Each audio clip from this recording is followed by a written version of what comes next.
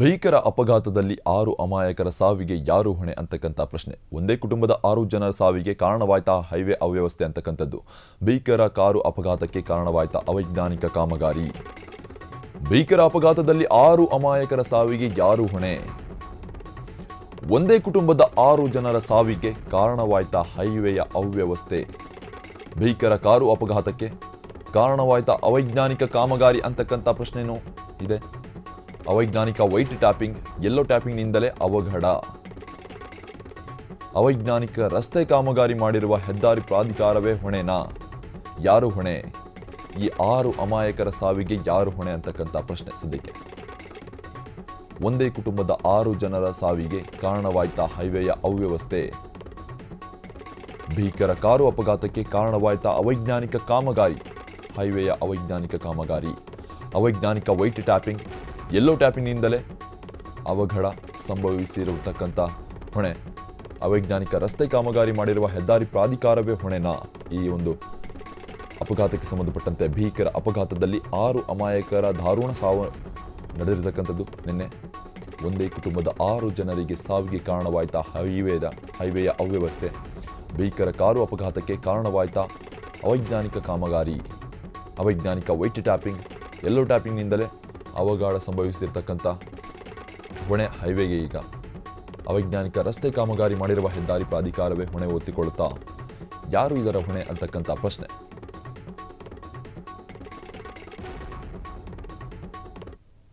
ಅವೈಜ್ಞಾನಿಕ ರಸ್ತೆ ಕಾಮಗಾರಿ ಮಾಡಿರುವ ಹೆದ್ದಾರಿ, ಇದಕ್ಕೆ ಸಂಬಂಧಪಟ್ಟಂತೆ ಭೀಕರ ಅಪಘಾತದಲ್ಲಿ 6 ಅಮಾಯಕರ ಸಾವಿಗೆ ಈಗ ಯಾರು ಹೊಣೆ ಅಂತಕ್ಕಂಥದ್ದು. ಯಾಕಂದರೆ ಸಾಕಷ್ಟು ಅವ್ಯವಸ್ಥೆ ತಾಂಡವವಾಡ್ತಾ ಇದೆ ಈ ರಾಷ್ಟ್ರೀಯ ಹೆದ್ದಾರಿಯಲ್ಲಿ.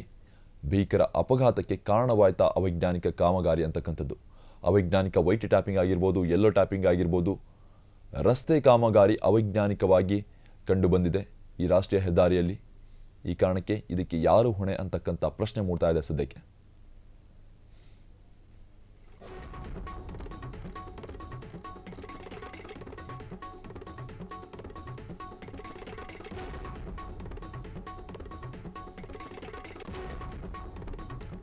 ಸೂಕ್ತ ನಿರ್ವಹಣೆ ಇಲ್ಲದೆ ಕಿತ್ತು ಹೋಗಿರುವ ರಾಷ್ಟ್ರೀಯ ಹೆದ್ದಾರಿ. ಅವೈಜ್ಞಾನಿಕ ಮರುಡಾಂಬರೀಕರಣ ಮಾಡಿ ಸುಮ್ಮನಿರುವ ಪ್ರಾಧಿಕಾರ.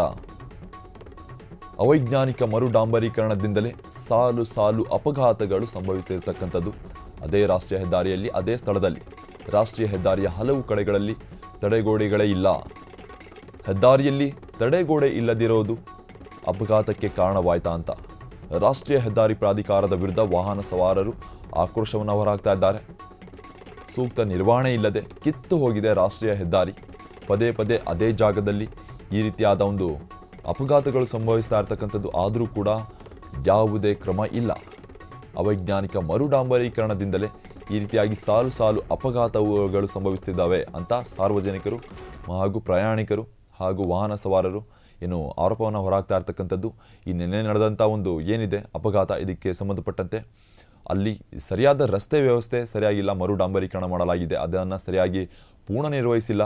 ಅಷ್ಟೇ ಅಲ್ಲ, ಏನು ತಡೆಗೋಡೆಗಳು ಸರಿಯಾಗಿ ನಿರ್ವಹಣೆ ಮಾಡಿಲ್ಲ. ವೈಟ್ ಟ್ಯಾಪಿಂಗ್ ಆಗಿರ್ಬೋದು, ಯೆಲ್ಲೋ ಟ್ಯಾಪಿಂಗ್ ಆಗಿರ್ಬೋದು, ಈ ರೀತಿಯಾಗಿ ಅವೈಜ್ಞಾನಿಕವಾಗಿ ಏನು ಕೆಲಸಗಳನ್ನು ಮಾಡಲಾಗಿದೆ. ಬೆಂಗಳೂರು ಪುಣೆ ರಾಷ್ಟ್ರೀಯ ಹೆದ್ದಾರಿ 209ರಲ್ಲಿ ಅವ್ಯವಸ್ಥೆ ತಾಂಡವವಾಡ್ತಾ ಇರ್ತಕ್ಕಂಥದ್ದು. ಕಾಮಗಾರಿ ಪ್ರಗತಿಯಲ್ಲಿದ್ದರೂ ಕಣ್ಣಿಗೆ ಕಾಣದ ಸೂಚನಾ ಫಲಕಗಳನ್ನು ಅಳವಡಿಸಿದೆ ಹೆದ್ದಾರಿ ಪ್ರಾಧಿಕಾರದ ನಿರ್ಲಕ್ಷ್ಯ ನಾವು ಕಾಣಬಹುದು. ಹೆದ್ದಾರಿ ಪ್ರಾಧಿಕಾರದ ಬೇಜವಾಬ್ದಾರಿತನದಿಂದಲೇ ಈ ರೀತಿಯಾದ ಒಂದು ಭೀಕರ ಅಪಘಾತಗಳು ಪದೇ ಪದೇ ಮರುಕಳಿಸ್ತಾ ಇದ್ದಾವೆ.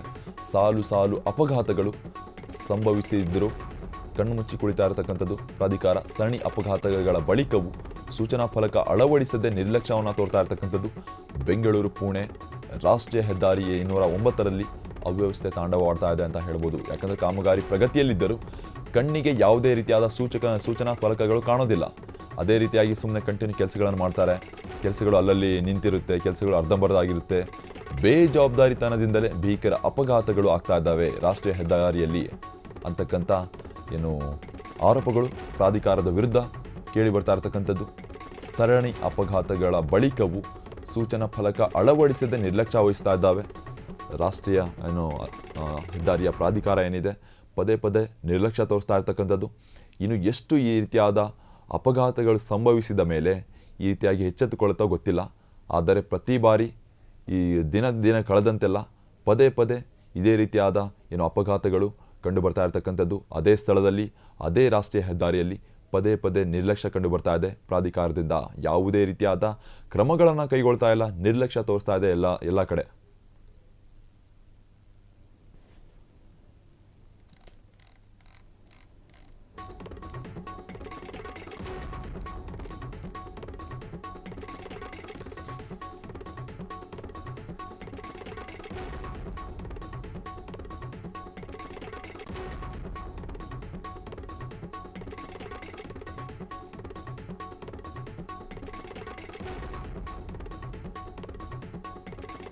ರಾಷ್ಟ್ರೀಯ ಹೆದ್ದಾರಿಯಲ್ಲಿ ಪಾಲನೆ ಆಗುತ್ತಿಲ್ಲ ಸಂಚಾರಿ ನಿಯಮಗಳು. ವಾಹನ ಸವಾರರು ನಿಯಮ ಉಲ್ಲಂಘಿಸುತ್ತಿದ್ರು ತಲೆ ಕೆಡಿಸ್ಕೊಳ್ತಾ ಇಲ್ಲ ಪ್ರಾಧಿಕಾರ. ಟ್ರಕ್ ಚಾಲಕರು, ಕಾರು ಚಾಲಕರಿಂದ ಸಂಚಾರಿ ನಿಯಮ ಉಲ್ಲಂಘನೆ ಆಗ್ತಾ ಇರ್ತಕ್ಕಂಥದ್ದು. ವೇಗಮಿತಿ ನಿಯಮಗಳನ್ನು ಪಾಲನೆ ಮಾಡದ ವಾಹನ ಸವಾರರು, ವೇಗಮಿತಿ ನಿಯಮ ಅನುಸರಿಸದ ಸರಕು ಸಾಗಣೆ ವಾಹನಗಳು ಈ ರೀತಿ ಒಂದು ಆಘಾತಗಳಿಗೆ ಈಡಾಗ್ತಾ ಇರ್ತಕ್ಕಂಥದ್ದು. ಕಣ್ಮುಂದೆ ಇಷ್ಟೆಲ್ಲ ನಿಯಮ ಉಲ್ಲಂಘನೆ ಆಗ್ತಿದ್ರು. Don't care.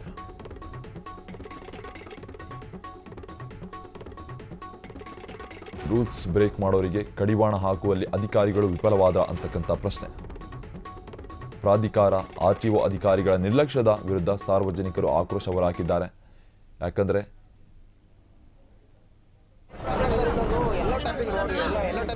ಗೊತ್ತಾ, ಈ ಎಲ್ಲೋ ಟೈಪಿಂಗ್ ಹಾಕಿರೋದ್ರಿಂದ ಗಾಡಿ ಕಂಟ್ರೋಲಿಗೆ ಸಿಗ್ತಾ ಇಲ್ಲ ಸರ್.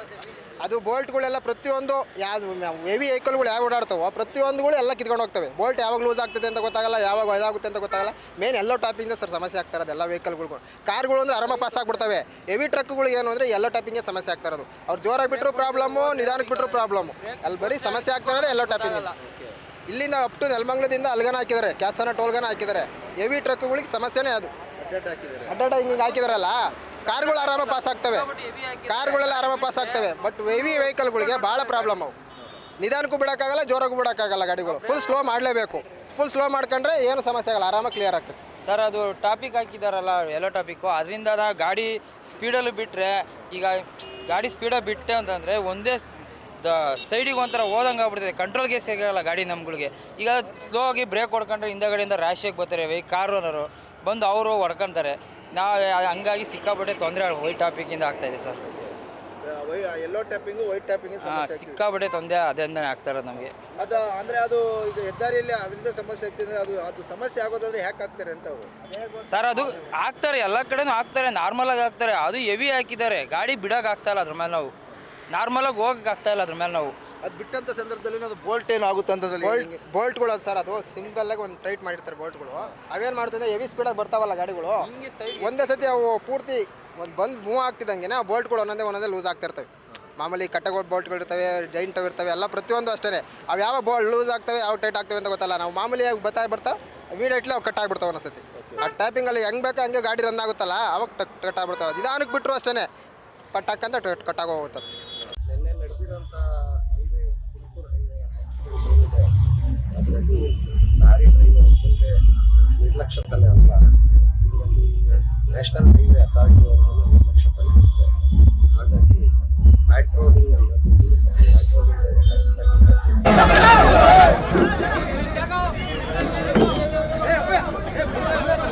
ಲೇಡೀಸ್ ಓಡಿಸ್ತಿರೋದು ಲೇಡೀಸ್ ಎಲ್ಲ ಓಡಿಸ್ತಿರೋದು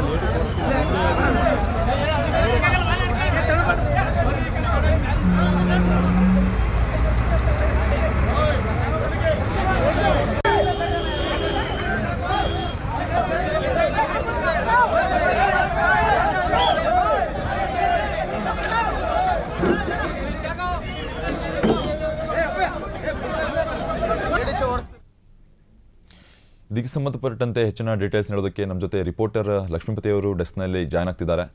ಲಕ್ಷ್ಮೀಪತಿ, ಪದೇ ಪದೇ ನ್ಯಾಷನಲ್ ಹೈವೇಲಿ ಇದೇ ರೀತಿಯಾದ ಅಪಘಾತಗಳು ಕಂಡು ಬರ್ತಾ ಇರತಕ್ಕಂಥದ್ದು, ಇದಕ್ಕೆ ಪ್ರಾಧಿಕಾರ ನಿರ್ಲಕ್ಷ್ಯ ಕಾರಣವಾಯ್ತಾ ಅಂತ ಪ್ರಶ್ನೆ.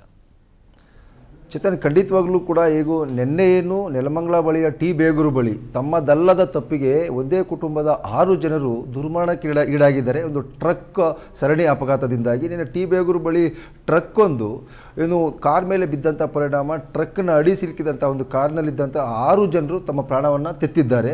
ಸೊ ಈ ಒಂದು ವಿಚಾರಕ್ಕೆ ಸಂಬಂಧಪಟ್ಟಂತೆ ಈಗ ಎಲ್ಲ ಕಡೆ ತೀವ್ರವಾದಂಥ ಒಂದು ಆಕ್ರೋಶ ವ್ಯಕ್ತ ಆಗ್ತಿದೆ ಮತ್ತು ಯಾರು ಹೊಣೆ ಇದಕ್ಕೆ ಅಂತಕ್ಕಂಥ ಪ್ರಶ್ನೆಗಳು ಕೂಡ ಈಗ ಕೇಳಿ ಬರ್ತಾ ಇದೆ.